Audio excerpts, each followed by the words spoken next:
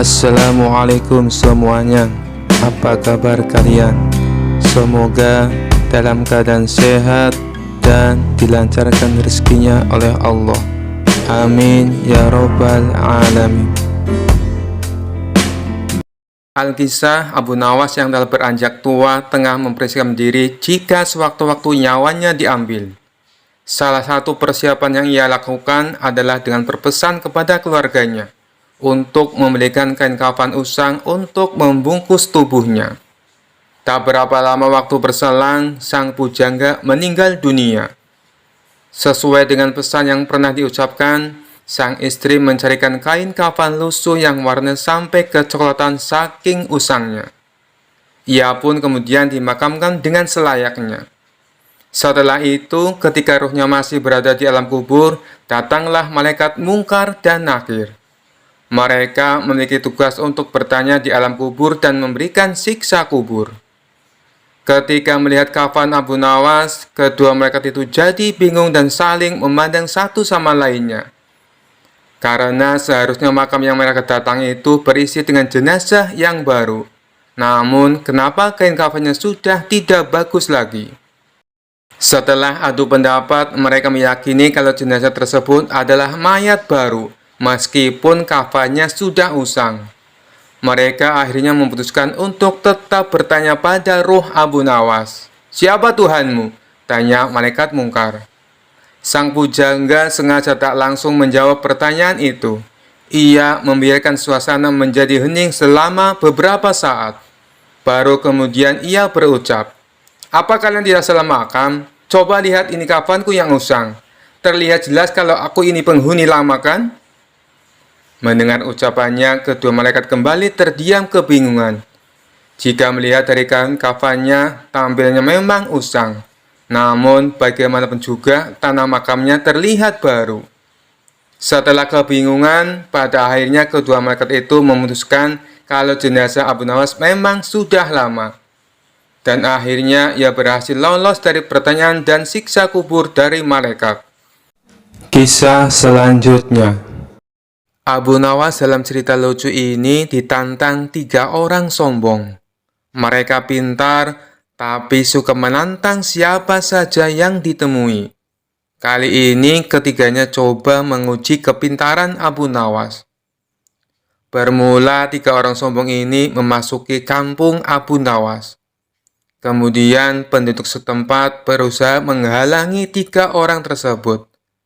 Tapi tidak tahu harus bagaimana. Akhirnya penduduk setempat melaporkannya kepada Abu Nawas karena bisa menandinginya. Lalu Abu Nawas setuju. Dengan senang hati ia akan mengadu kepintaran dengan 3 orang yang dikenal cerdik tersebut. Saat itu mereka adu kepintaran di sebuah lapangan sehingga masyarakat bisa menontonnya. Satu dari 3 orang cerdik tersebut bertanya kepada Abu Nawas, "Di mana sebenarnya pusat bumi ini, wahai Abu Nawas yang bodoh?" Disebut bodoh, Abu Nawas ternyata tidak marah, justru membalasnya dengan senyum. Lalu ia menjawabnya dengan nada santai, "Tentu itu mudah, pusat bumi ada di bawah kakiku." Namun ketiga orang sombong ini tidak terima dengan jawaban dari Abu Nawas. Mereka bertanya kembali bagaimana Abu Nawas bisa tahu. "Kalau kalian tidak percaya, ukur saja sendiri," ujar Abu Nawas. Orang pertama yang bertanya kepada Abu Nawas hanya terdiam setelah mendengar jawabannya. Selanjutnya orang kedua bertanya, "Berapakah jumlah bintang yang ada di langit?" tanyanya. Ternyata pertanyaan itu hampir sama dengan yang pertama. Dan sudah dipastikan Abu Nawas bisa menjawabnya dengan mudah. Abu Nawas menjawab, "Jumlah bintang-bintang yang ada di langit sama dengan jumlah bulu keledaiku ini. Kalau tidak percaya, silakan Anda hitung bulu keledaiku ini. Pasti Anda akan tahu kebenarannya." Kesal mendengar jawaban Abu Nawas, orang ketiga dari kawanan itu lalu mengajukan pertanyaan kepada Abu Nawas. "Anda tahu bulu keledai. Coba berapa jumlah bulu yang ada di keledai itu?" tanya orang ketiga tersebut. Abu Nawas hanya tertawa meledek. Ia menganggap pertanyaan dari ketiga orang itu tidak kreatif, karena semua pertanyaannya sama, yakni menanyakan jumlah. Jumlah bulu ekor keledai ini sama dengan jumlah rambut yang ada di jenggot Anda. Kalau tidak percaya, silakan cabut satu persatu, ucap Abu Nawas. Sadar jika bulu jenggot dicabut satu persatu akan sakit, maka orang ketiga itu langsung terdiam dengan jawaban dari Abu Nawas. Ingin membalasnya, tapi tidak tahu apa yang harus ditanyakan lagi, karena ternyata Abu Nawas lebih cerdik dari dirinya. Kisah selanjutnya. Dikisahkan Baginda Raja baru saja melantik hakim baru istana. Hakim tersebut terkenal jujur dan baik hati. Baginda Raja menyukai hakim baru itu karena gemar berburu di hutan seperti dirinya. Di sela-sela waktu santai, Baginda Raja memanggil hakim baru tersebut untuk menghadapnya. "Bagaimana pekerjaanmu? Apakah ada kasus yang sulit diselesaikan?" tanya Baginda Raja. "Alhamdulillah Paduka, semua pekerjaan masih bisa hamba atasi," jawab hakim tersebut. "Bagus, awas, jangan main-main dengan jabatanmu. Kalau kamu sampai ketahuan menerima sogokan, aku bukan hanya akan memecatmu, tapi juga akan menghukummu," ancam Baginda Raja. "Jangan khawatir Paduka, hamba ini bukan tipe orang yang suka disogok. Hamba justru sangat membenci perbuatan itu. Hamba ini sudah kaya Paduka, buat apa menerima sogokan? Bukankah Paduka tahu sendiri, gaji sebagai hakim sepenuhnya hamba sumbangkan untuk fakir miskin," ujar hakim baru itu. "Baiklah, aku percaya. Oh iya, aku dengar kau gemar berburu di hutan. Bagaimana kalau besok kita berburu bersama-sama?" ajak Baginda Raja. "Dengan senang hati, wahai Paduka yang mulia. Hamba terima ajakan Paduka," balas hakim baru. "Baiklah, besok kita berangkat. Tapi aku akan mengajak serta Abu Nawas," timpal Baginda Raja. Abu Nawas yang saat itu sedang cekcok dengan istrinya langsung menerima ajakan Baginda Raja. Dengan begitu ia bisa menghindari kemarahan sang istri. Singkat cerita, Abu Nawas, hakim baru tersebut, dan Baginda Raja pergi meninggalkan istana. Ketiganya memulai perjalanan menuju hutan. "Abu Nawas, apa kamu punya saran? Hutan mana yang akan kita tuju?" tanya Baginda Raja. "Ada Paduka, hutan di seberang lautan. Di sana banyak hewan kijang. Tapi hutan tersebut terkenal angker Paduka," jawab Abu Nawas. "Sama setan saja masa takut? Ayo kita ke sana," balas Baginda Raja. Ketiganya lalu menuju hutan yang terkenal angker. Saat akan memasuki hutan tersebut, Abu Nawas mulai merasakan hal mistis. "Paduka, apa Paduka yakin akan masuk ke dalamnya?" tanya Abu Nawas. Tidak berapa lama, tampak seekor kijang muncul di hadapan mereka. Baginda Raja dan hakim istana langsung mencabut anak panah dan membidiknya. Tapi sayang, bidikan mereka meleset, sehingga membuat kijang tersebut berlari ke dalam hutan. "Ayo kita kejar!" teriak Baginda Raja. Mereka pun mengikuti arah larinya kijang. Ketika sedang mengejar hewan buruan, tiba-tiba muncul seekor harimau. Melihat ada mangsa di depannya, harimau itu langsung mengejarnya. Baginda Raja dan Abu Nawas serta hakim istana spontan berlari, menghindari kejaran harimau tersebut. Setelah beberapa lama, kemudian akhirnya mereka bertiga pun selamat. Namun alangkah terkejutnya, mereka saat mengetahui tengah berada di dalam hutan. Pasalnya, mereka bertiga tersesat di tengah hutan yang angker. Mereka tidak tahu harus meminta bantuan kepada siapa. Di tengah situasi yang mencekam itu, tiba-tiba muncul kakek tua misterius yang berpakaian serba putih. Kakek tua itu menanyakan perihal kedatangan mereka ke hutan tersebut. "Kenapa kalian sampai ke tempat ini? Tahukah kalian kalau tempat ini sangat berbahaya?" tanya kakek tua tersebut.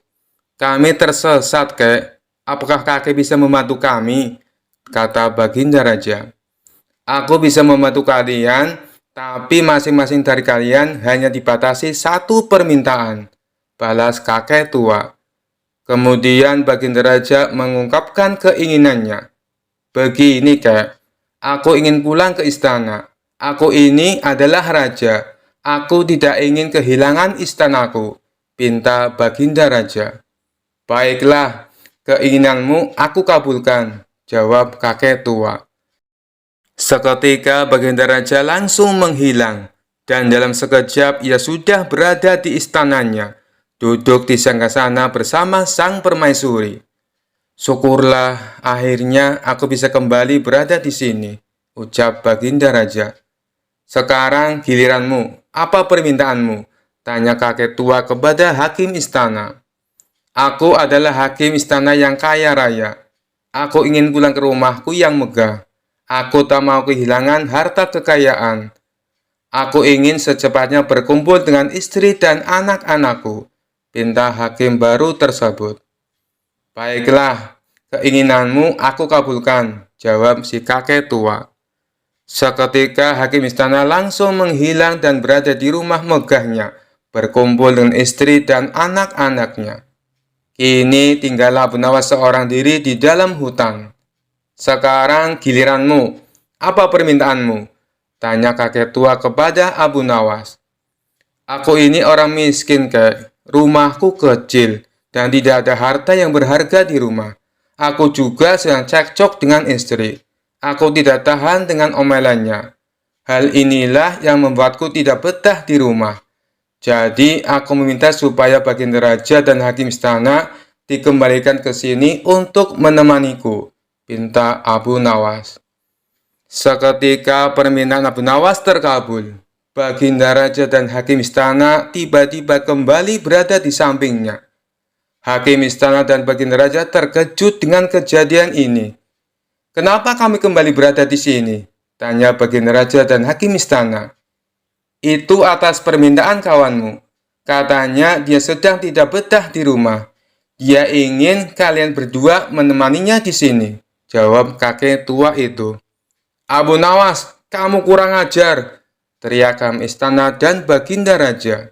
Sementara si kakek tua misterius itu langsung menghilang dari hadapan mereka. Kisah selanjutnya. Dikisahkan Abu Nawas mempunyai tetangga seorang ateis. Ateis merupakan keyakinan yang tidak mempercayai adanya Tuhan. Meskipun demikian, Abu Nawas tetap menghormati tetangganya yang ateis itu. Apabila Abu Nawas mendapatkan rezeki yang berlebih, ia selalu berbagi dengan para tetangga, termasuk tetangganya yang ateis itu. Begitupun sebaliknya, tetangganya yang ateis itu selalu berbagi kepada Abu Nawas jika dia mendapat rezeki yang banyak. Mereka hidup rukun dan saling menghormati, meskipun keyakinan mereka berbeda. Namun ada satu hal yang membuat tetangga ateis ini kesal dengan perilaku Abu Nawas.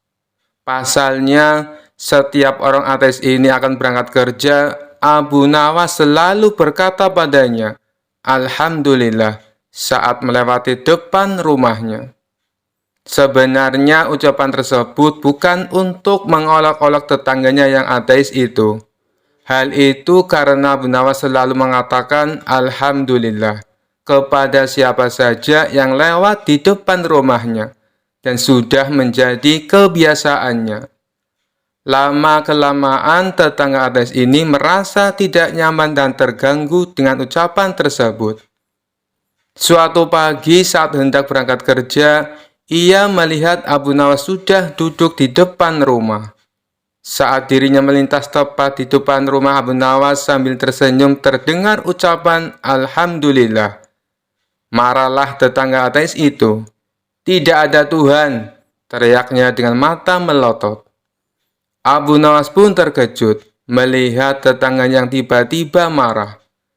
"Hei kawan, kenapa kau begitu emosi? Apa salah saya?" tanya Abu Nawas heran. "Aku tidak suka dengan ucapanmu. Jangan ucapkan kata-kata itu di depanku," bentak orang ateis itu. Karena tak ingin ribut dengan tetangganya, Abu Nawas memilih untuk mengalah. "Baiklah kawan, saya tidak akan mengulanginya lagi," ucap Abu Nawas. Akibat kejadian itu, hubungan antara mereka pun menjadi renggang. Sebenarnya Abu Nawas sudah berusaha untuk tetap menjalin silaturahim. Namun tetangga ateis itu justru malah menjauhinya. Pada suatu malam, Abu Nawas merasakan sangat lapar, sedangkan dirinya tak punya uang sepeser pun untuk membeli makanan. Selepas sholat Isya, Abu Nawas berdoa, "Ya Allah, saya sedang mengalami masa yang sulit. Saya tidak punya uang, juga tidak punya pekerjaan. Berilah saya rezeki ya Allah. Malam ini saya sangat lapar. Saya membutuhkan makanan," ucap Abu Nawas dalam doanya. Rupanya doa Abu Nawas ini didengar oleh tetangganya yang ateis. Maka muncullah pikiran jahil di benak sang ateis. "Aku akan mengerja Abu Nawas, sekaligus membuktikan bahwa Tuhannya tidak bisa memberinya makan," pikir tetangga ateis itu. Kemudian tetangga ateis itu pergi ke warung untuk membeli beberapa potong roti. Lalu dimasukkannya ke kantong yang besar. Ia juga menyelipkan kertas di dalamnya, di mana kertas itu terdapat tulisan, "Ini bukan dari Tuhanmu, ini dari tetanggamu yang ateis," tulisnya. Sepulangnya dari warung, ia meletakkan kantong besar tersebut tepat di depan pintu rumah Abu Nawas. Tetangga ateis itu lalu mengetuk pintu rumah Abu Nawas dan langsung bersembunyi di balik semak-semak. Ia penasaran dengan reaksi Abu Nawas ketika menerima hadiah darinya. Sementara Abu Nawas yang sedang khusyuk berdoa menghentikan doanya karena ia mendengar pintu rumahnya diketuk. Saat Abu Nawas membuka pintu, ia terkejut melihat ada kantong besar di depan rumahnya. Karena penasaran, ia segera membuka kantong tersebut dan dibuka. Ternyata isinya beberapa roti yang lezat. Abu Nawas langsung bersujud sebagai tanda rasa syukurnya. "Alhamdulillah ya Allah," ucap Abu Nawas setengah teriak. Namun tiba-tiba ia menemukan secari kertas yang berada di antara tumpukan roti. "Ini bukan dari Tuhanmu, ini dari tetanggamu yang ateis." Sejenak Abu Nawas terdiam. Dia pasti sedang mengawasiku dari suatu tempat. Dia mencoba menggoda keyakinanku, pikir Abu Nawas. Dengan suara lantang Abu Nawas berteriak, "Terima kasih ya Allah, Engkau telah mengirimku makanan melalui setan, dan setan itu pula yang membayar semua makanan ini." Tetangga ateis tersebut tentu saja menjadi kecewa. Ia tak menyangka disebut setan oleh Abu Nawas. "Dasar kurang ajar, bukannya berterima kasih kepada aku, tapi justru berterima kasih kepada Tuhannya. Malah aku disebut sebagai setan," gerutunya dalam hati. Kisah selanjutnya.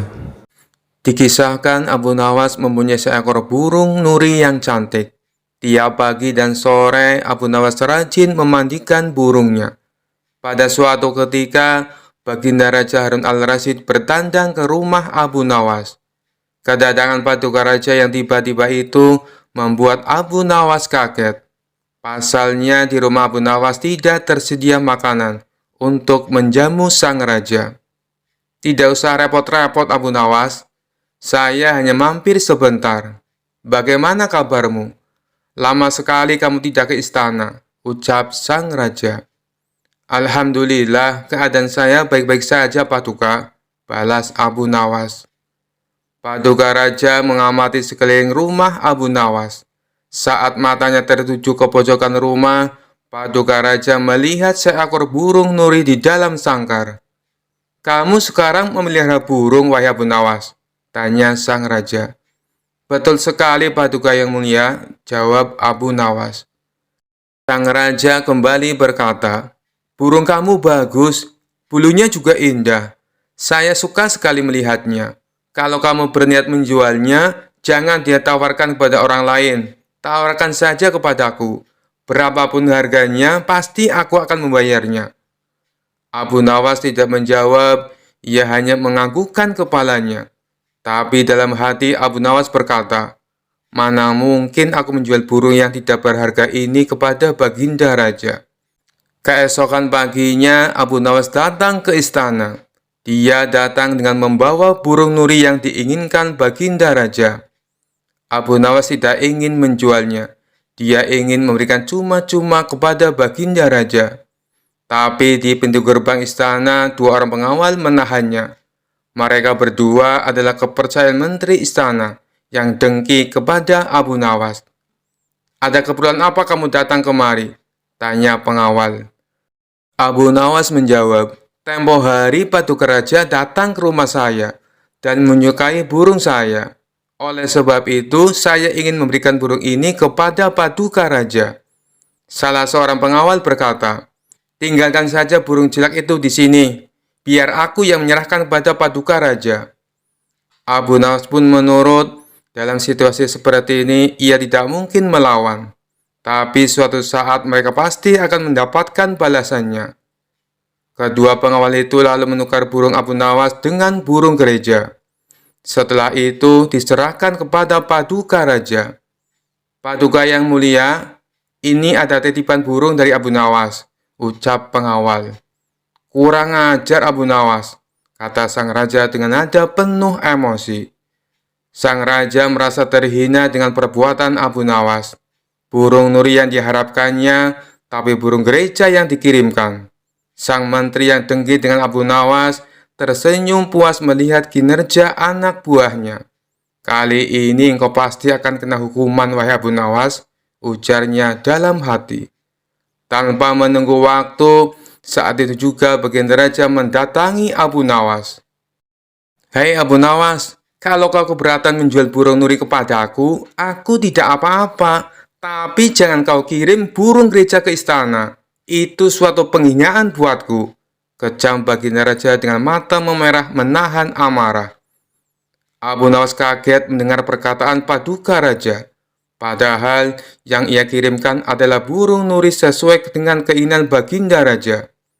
Tapi Abu Nawas tidak mempunyai saksi untuk membuktikannya.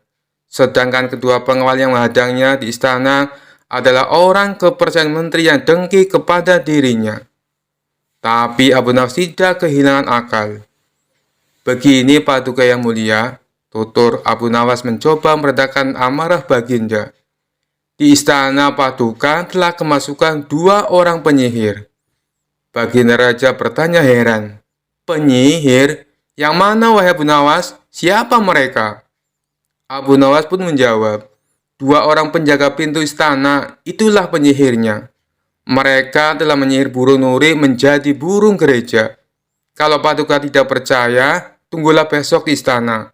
Paduka akan menyaksikan sendiri betapa hebatnya sihir mereka." "Saya masih punya burung satu lagi untuk Paduka," sang raja bertanya. "Burung apa itu?" "Burung pipit Paduka yang mulia," balas Abu Nawas. "Burung pipit? Kamu sendiri kan tahu, saya tidak suka dengan burung pipit," bentak sang raja. "Sabar dulu Paduka yang mulia. Besok pagi saya akan ke istana membawa burung pipit. Nanti bisa disihir menjadi burung nuri oleh kedua pengawal yang menjaga pintu istana." Pagi-pagi sekali Abu Nawas sudah tiba di istana. Dia membawa burung pipit. Di depan gerbang, lagi-lagi Abu Nawas dicegat oleh kedua pengawal. "Ada perlu apa lagi kau ke sini?" hardik si pengawal. "Sudah kubilang, Paduka Raja sedang tidak menerima tamu." Abu Nawas pun menjawab, "Maaf, kemarin aku keliru. Aku sebenarnya ingin memberikan burung pipit ini kepada Paduka. Tapi aku keliru mengambilnya. Paduka pasti marah-marah mendapat kiriman burung nuri tersebut. Semua orang tahu Baginda Raja sangat benci dengan burung nuri. Baginda pernah tersesat di hutan gara-gara burung nuri sialan itu. Maafkan aku telah membuat Baginda Raja marah. Taruh saja di situ, biar nanti aku yang menyerahkan kepada Paduka, perintah pengawal istana. Terpengaruh bujukan Abu Nawas, kedua kaki tangan sang menteri itu pun menukar burung pipit dengan burung nuri. Setelah itu mereka menyerahkannya kepada Baginda Raja. Keduanya bersukaria karena sebentar lagi Abu Nawas pasti akan mendapatkan hukuman yang berat dari sang raja. Paduka yang mulia, ini ada kiriman burung nuri dari Abu Nawas, ucap salah satu pengawal. Sang raja terperangah kaget. Ternyata benar apa yang dikatakan Abu Nawas. Kedua pengawal ini bisa menyihir alias menggelapkan barang yang bukan haknya. Ini burung nurinya. Lalu kemana burung pipitnya? Sindir Baginda Raja, yang langsung membuat wajah kedua pengawal itu pucat pasi. Belum sempat kedua pengawal itu menjawab, sang raja langsung menghukum kedua orang tersebut dan dipecat dari pengawal istana.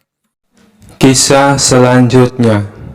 Dikisahkan Abu Nawas mempunyai tetangga seorang tuan tanah yang kaya raya. Hampir seluruh penduduk desa bekerja di perkebunannya. Namun tuan tanah tersebut mempunyai sifat pelit dan bahil. Tak hanya itu, selain berprofesi sebagai tuan tanah, ia juga menjadi rentenir. Hal inilah yang membuat Abu Nawas resah. Selaku ulama sufi, ia ingin membuat tetangganya itu bertobat atas perbuatannya. Setelah merenung agak lama, akhirnya Abu Nawas menemukan ide yang cemerlang. Pada esok harinya, Abu Nawas menemui kawan-kawannya yang lagi tongkrongan di warung. Tadi malam, aku mimpi dapat wangsit yang tidak bisa aku tolak, ucap Abu Nawas membuka percakapan. Salah satu kawan Abu Nawas bertanya, "Apa isi wangsit dalam mimpimu?" Abu Nawas menjawab, "Aku mendapatkan wangsit apapun yang dititipkan padaku, maka akan beranak." "Maksudnya bagaimana wahai Abu Nawas?" tanya mereka bingung. "Kalau kalian menitipkan padaku satu ayam, maka dalam beberapa hari ayamnya akan beranak. Dan ayam kalian akan menjadi bertambah. Begitu pula bila kalian menitipkan uang atau aku meminjam uang, maka beberapa hari kemudian uang kalian akan beranak. Dan tentunya uang kalian akan bertambah," jelas Abu Nawas. Sebagian kawannya ada yang percaya, ada juga yang tidak percaya. Jangan-jangan ini cuma akal bulus Abu Nawas untuk meminjam uang. "Nanti sore aku akan meminjami 1 ekor kambing kepadamu," ucap salah satu dari mereka. Yang lain menimpali, "Aku akan meminjami uang 2 dinar. Silakan, silakan," dengan senang hati, balas Abu Nawas. Setelah 5 hari berlalu, ternyata benar, kambing dan uang yang dipinjamkan kepada Abu Nawas menjadi beranak. Yang meminjami 1 ekor kambing, dikembalikan Abu Nawas menjadi 3 ekor kambing. Yang meminjami uang 2 dinar, dikembalikan oleh Abu Nawas menjadi 5 dinar. Berita tentang Abu Nawas tersebut tersebar ke seluruh penduduk desa, dan sampai ke telinga tuan tanah pelit yang menjadi rentenir. Dengan ditemani beberapa pengawalnya, tuan tanah itu mendatangi rumah Abu Nawas. "Wahai saudaraku Abu Nawas, adakah keperluan yang kau inginkan? Katakan saja, nanti aku bisa meminjamimu," ucap tuan tanah merayu. "Maaf tuan, saat ini saya tak lagi membutuhkan apa-apa," balas Abu Nawas. "Baiklah, nanti kalau kamu perlu apa-apa, datang saja padaku. Jangan sungkan-sungkan," timpal si tuan tanah dengan senyum yang ramah. "Baik tuan, kapan-kapan saya akan ke rumah tuan," ucap Abu Nawas. Tuan tanah dan para pengawalnya pun pamit pulang meninggalkan rumah Abu Nawas. Pada suatu sore, Abu Nawas merasakan lapar. ia tak mempunyai apapun di dalam rumah untuk dimakan. Kemudian Abu Nawas mendatangi tuan rumah untuk meminjam 3 butir telur. Dengan senang hati si tuan tanah menyambut dan meminjamkannya kepada Abu Nawas. 5 hari kemudian Abu Nawas mengembalikan telur yang dipinjamnya. Si tuan tanah menerimanya dengan senang hati. Di saat ia membuka bungkusan yang dibawa oleh Abu Nawas, jumlah telurnya bertambah menjadi 5. "Kok telurnya ada 5?" tanya tuan tanah pura-pura tidak tahu sembari tersenyum. "Tidakkah tuan mendengar kabar? Apapun yang saya pinjam pasti beranak," ujar Abu Nawas. Si tuan tanah pun tersenyum bahagia. Ia lalu menawarkan pinjaman-pinjaman lain kepada Abu Nawas. Namun Abu Nawas menolaknya dengan alasan sedang tidak butuh. Hingga pada suatu hari, Abu Nawas kembali mendatangi tuan tanah yang kaya raya itu. "Ada perlu apa, wahai saudaraku Abu Nawas?" tanya si tuan tanah. "Saya ingin meminjam uang 1.000 dinar, jawab Abu Nawas. Jumlah uang yang terbilang cukup banyak. Dengan uang segitu bisa untuk menggaji seluruh karyawan tuan tanah selama sebulan. Tuan tanah kaya raya itu segera membuka berangkas uangnya dan meminjamkan uang sejumlah 1.000 dinar kepada Abu Nawas. "Ini uangnya, wahai saudaraku. Silakan dibawa pulang," ucap tuan tanah sambil memberikan uangnya kepada Abu Nawas. Abu Nawas pun pulang dengan membawa uang 1.000 dinar. Sementara tuan tanah yang belit itu berhayal, "Tidak lama lagi uangku akan bertambah banyak," ucapnya dalam hati kegirangan. Hari berganti hari, si tuan tanah merasa tidak sabar menunggu kedatangan Abu Nawas. 5 hari berlalu, Abu Nawas masih belum juga datang. Tak terasa sudah berjalan 1 bulan, dan Abu Nawas tak kunjung datang ke rumahnya. Karena tidak sabar, si tuan tanah mendatangi Abu Nawas dengan didampingi pengawalnya. "Wahai Abu Nawas, sudah sebulan aku menantimu, tapi kamu malah tidak datang," kata si tuan tanah. "Oh iya tuan, maafkan saya. Sebenarnya saya akan ke rumah tuan, namun saya sangat sibuk. Tapi berhubung tuan sudah ada di rumah saya, sekalian saja ada yang mau saya bicarakan," kata Abu Nawas beralasan. "Tidak apa-apa, wahai saudaraku. Silakan, apa yang mau kau bicarakan?" balas si tuan tanah. "Begini tuan," Abu Nawas mencoba menjelaskan. "Uang yang tuan titipkan padaku 3 hari kemudian mati. Boro-boro bisa beranak, yang ada malah mati tak tersisa." "Apa maksudmu, wahai Abu Nawas?" tanya tuan tanah penuh emosi. "Kamu mau mempermainkan aku ya?" sambungnya. "Tidak tuanku, tapi memang begitulah kenyataannya," balas Abu Nawas. Tak terima dengan hal itu, si tuan tanah lalu melaporkan Abu Nawas ke pengadilan. Ia menuntut Abu Nawas agar dihukum pancung karena telah menipu dirinya dengan jumlah uang yang sangat besar. Saat keduanya dihadapkan kepada hakim, si tuan tanah berkata, "Wahai hakim yang mulia, Abu Nawas telah menipuku. Katanya uang yang aku titipkan kepadanya bisa beranak. Tapi kenyataannya ia menipuku dan tidak sepeser pun mengembalikan uangnya padaku. Saya minta supaya Abu Nawas dihukum pancung." Setelah mendengar kesaksian dari tuan tanah, sang hakim bertanya kepada Abu Nawas, "Benarkah seperti itu, wahai Abu Nawas?" Abu Nawas pun menjawab, "Wahai hakim yang mulia, saya sama sekali tidak menipu dia." "Lalu, kenapa kamu tidak mengembalikan uangnya?" tanya hakim. Abu Nawas kembali menjawab, "Dari awal sudah saya katakan padanya, Tuan Hakim, apapun yang dititipkan padaku bisa beranak. Dan kebetulan uang yang ia titipkan padaku bukannya beranak, tapi malah mati. Dan aku tak mungkin mengembalikannya karena sudah mati. Bukankah sesuatu yang beranak pasti bisa mati?" kata Abu Nawas menjelaskan. Sang hakim manggut-manggut dan membenarkan ucapan Abu Nawas. Memang segala sesuatu yang beranak cepat atau lambat pasti akan mati. Dengan ini, Abu Nawas dibebaskan dari segala tuduhan dan tidak diwajibkan untuk mengganti rugi. Mendengar keputusan itu, si Tuan Hakim Tanah langsung jatuh pingsan. Ia telah tertipu oleh wataknya sendiri sebagai orang yang gigih dan berprofesi sebagai rentenir. Sekian dulu perjumpaan kita kali ini. Sampai bertemu lagi di kisah-kisah selanjutnya. Terima kasih yang sudah subscribe dan setia menonton channel ini.